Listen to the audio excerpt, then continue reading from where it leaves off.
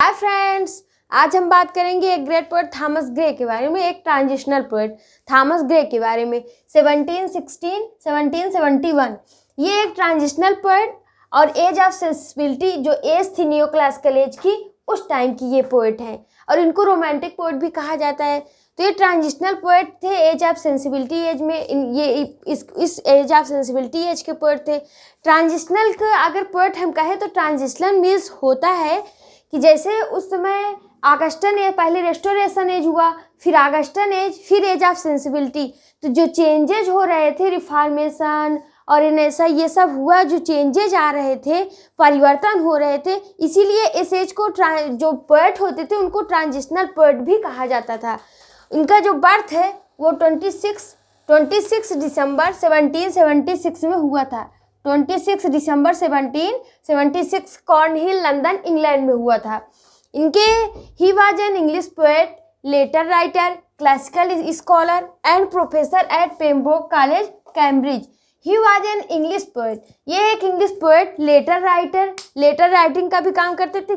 कहा जाता है कि इनके फादर जो थे वो स्क्रिमिनर थे, तो ये कहा जाता है कि लेटर राइटिंग का भी काम करते थे। Classical scholar and professor at Pembroke college, professor थे Pembroke college. His father was Philip Gray and Dorothy, mother was Dorothy Antrobus. इनके फादर जो फिलिप ग्रे थे जो कि स्क्रिवेनर थे, और मदर जो थी डोरेथी एंट्रोबस थी जो मिलेनियर थी।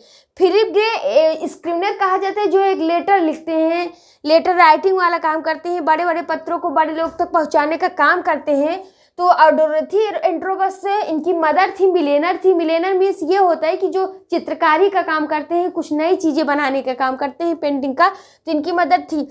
इनका ये कहा जाता है कि इनके फादर थोड़ा मेंटली डिस्टर्ब रहा करते, एब्यूसिव बहुत होते थे। तो इनके फादर और इनके मदर ने इनको छोड़ दिया था। इनके ब्रदर इनके अपने भाई के यहाँ इनको पहुँचा दी थी इनकी मदर, तो वहाँ ये रहते थे। इनके education Eton college. He record his school days as a time of great happiness as is evident in his ode on a distant prospect of Eton college.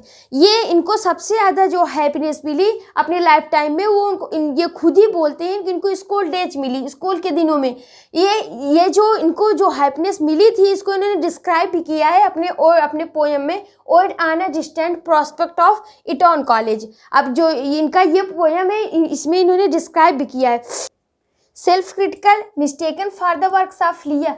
ये कहा जाता है कि ये जो है बहुत ज़्यादा ये मिस्टेक करने से ये डरते थे। इनको ये लगता था कि हम जो लिखे कम लिखे, लेकिन हम उसमें मिस्टेक ना करें।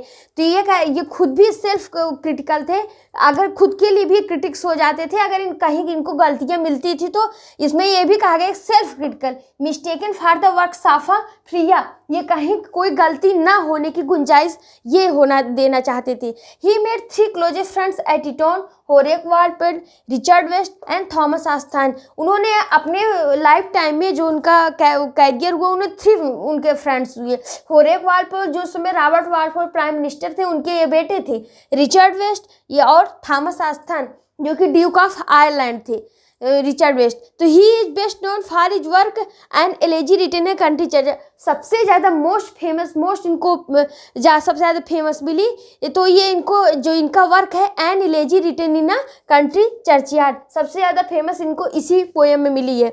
ही रोट ओनली 13 पोएम्स, उन्होंने केवल 13 पोएम्स ही लिखी, क्योंकि कहा जाता है वो गलतियाँ करने से डरते थे, इसलिए उन्होंने कहा कि कम ही लिखो लेकिन वो पूरा प्योर तरीके से हो। He wrote only 13 poems. Horace Walpole जो इसीलिए उनके जो मित्र थे, इनके जो फ्रेंड थे होरेक वालपोल, उन्होंने इनके बारे में कहा भी है, he never wrote anything easily. उन्होंने कभी कोई चीज़ बहुत इतनी ईजली नहीं लिखी, उसको समझ के बूझ के बहुत तरीके से अंडरस्टैंड करके उन्होंने लिखा है अपने पोएम्स को।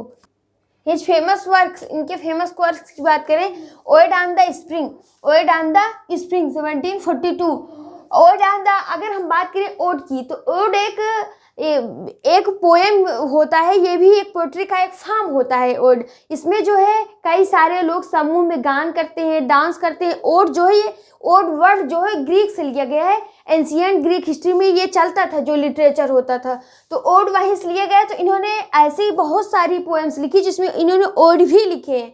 तो इनके जो भी इनके फेमस भी ओड ऑन द स्प्रिंग, ऋतु के बारे में, उसके बारे में इन्होंने स्पेशली दिखाया है। Ode on the death of Richard West, इनकी जो फ्रेंड थे रिचर्ड वेस्ट की जब डेथ हुई तो उन्होंने उनके लिए लिखा on the death of Richard West. Ode on the death of a favourite cat drowned in the tub of gold fishes से इसको इन्होंने लिखा 1747, ये भी इनकी एक फेमस पोएम है। Ode to a distant prospect of Eton college, ये तो हमने आपको बताया ही था।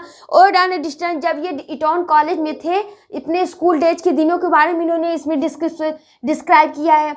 To a distant prospect of Eton college, the progress of poesy a Pindaric ode, जो पिंडारिक होता है, पिंडारिक, होरेसन, इरेगुलर, ये ओड का ये तीनों फॉर्म होते हैं। तो इन्होंने जो ये लिखा है द प्रोग्रेस ऑफ पोएजी, ये पिंडारिक ओड में लिखा है, जिसमें ये होता है कई सारी स्टैंजाज, एक इसमें कोई लिमिट नहीं होती, बहुत सारी स्टैंजाज होते हैं। तो इन्होंने the progress of poesy Pindaric ode में लिखा है, पिंडारिक, तो ये भी इनका फेमस वर्क्स है।